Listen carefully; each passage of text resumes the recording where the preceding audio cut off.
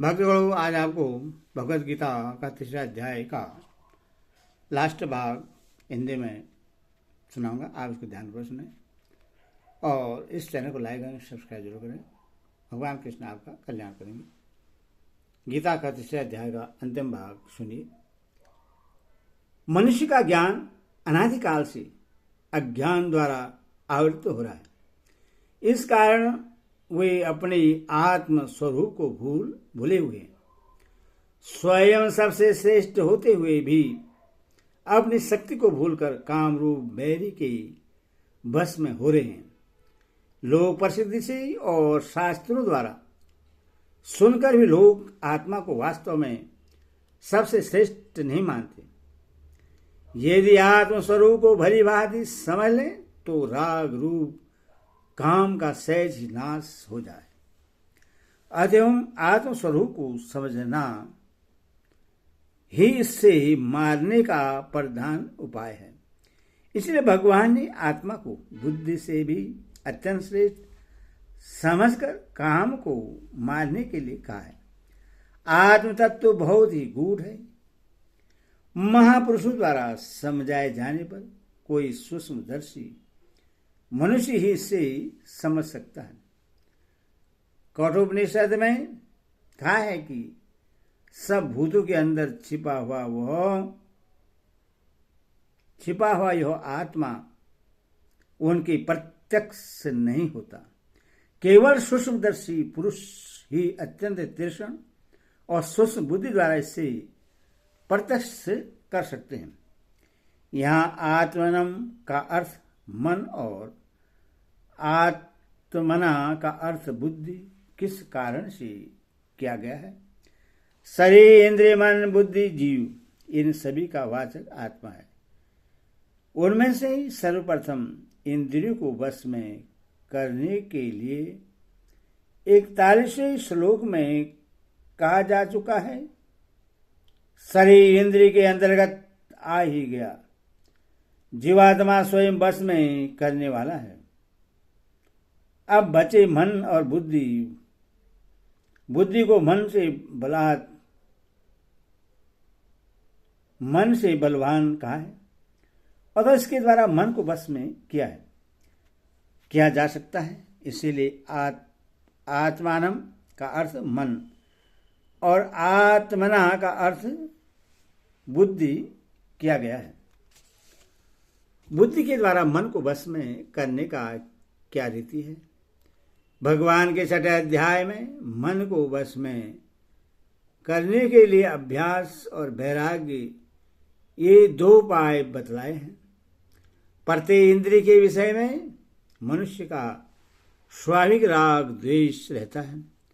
विषयों के साथ इंद्रियों का संबंध होते समय जब जब राग द्वेष का अवसर आवे तब बड़ी सावधानी के साथ बुद्धि से विचार करते हुए राग द्वेष के बस में न होने की चेष्टा रखने से सने सने राग द्वेष कम होते ही चले जाते हैं। यहाँ बुद्धि से विचार कर इंद्रियों के भोगों में दुख और दोषों का बार बार दर्शन कराकर मन की उनमें अरुचि उत्पन्न कराना वैराग्य है। और व्यवहार काल में स्वार्थ के त्याग की और ध्यान के समय मन को परमेश्वर के चिंतन में लगाने की चेष्टा रखना और मन को भोगों की प्रवृत्ति से हटाकर परमेश्वर के चिंतन में बार बार नियुक्त करना अभ्यास है। जबकि आत्मा स्वयं सबसे प्रबल है, तब बुद्धि के द्वारा मन को वश में करके काम को मारने के लिए भगवान ने कैसे कहा है? आत्मा स्वयं ही काम रूप महान बैरी को मार सकता है। अवश्य ही आत्मा में अनंत बल है। वह काम को मार सकता है। वस्तुतः तो उसी के बल को पाकर सब बलवान और क्रियाशील होते हैं, परंतु वह अपने महान बल को भूल रहा है। और जैसे प्रबल शक्तिशाली सम्राट अज्ञानवश अपने बल को भूलकर अपनी उपेक्षा सर्वदा बलहीन शूद्र नौकर चाकरू के अधीन होकर उसकी हाँ में हाँ मिला देता है, वैसे ही आत्मा में अपने को बुद्धि मन और इंद्रियों के सहित इंद्रियों के अधीन मानकर उनके कामप्रेत उच्छृंखलतापूर्ण मनमाने कार्यों में मूक अनुमति दे रहा है। इसी से उन बुद्धि मन और इंद्रियों के अंदर छिपा हुआ काम जीवात्मा को विषयों का प्रलोभन देकर उसे संसार में फंसाता रहता है।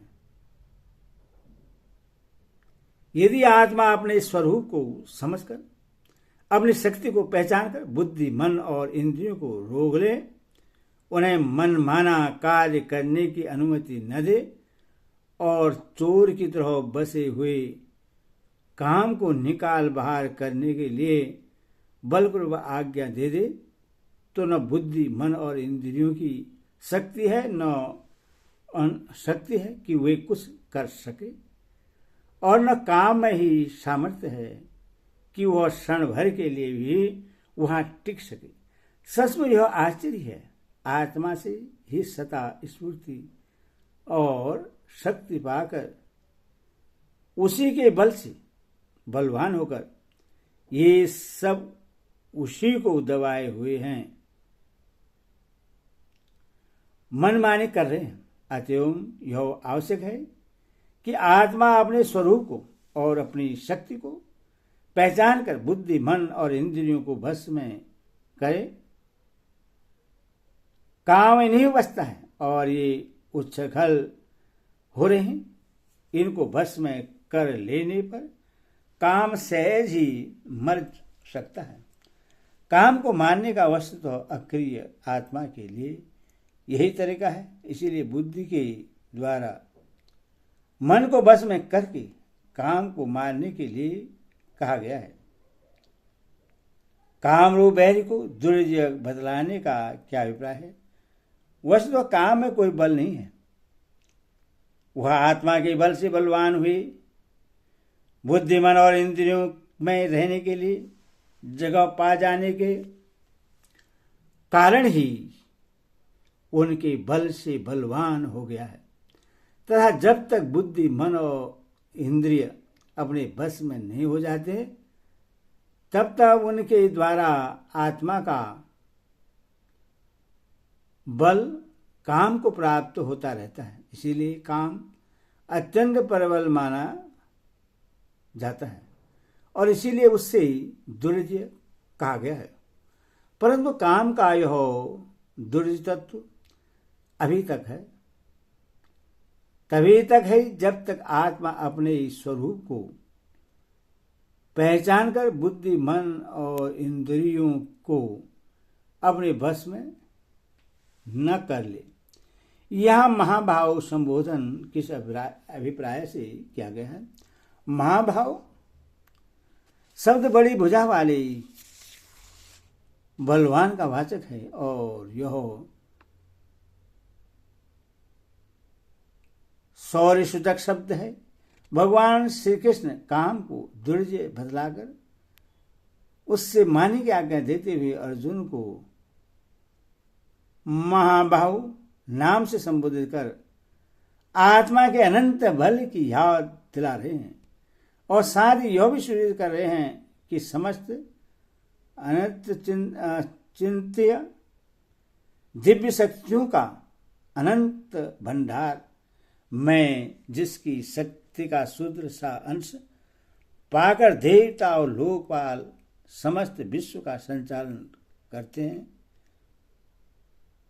और जिसकी शक्ति से करोड़ों क्लॉस भाग को पाकर जीव अनंत शक्तिशाली बन सकता है।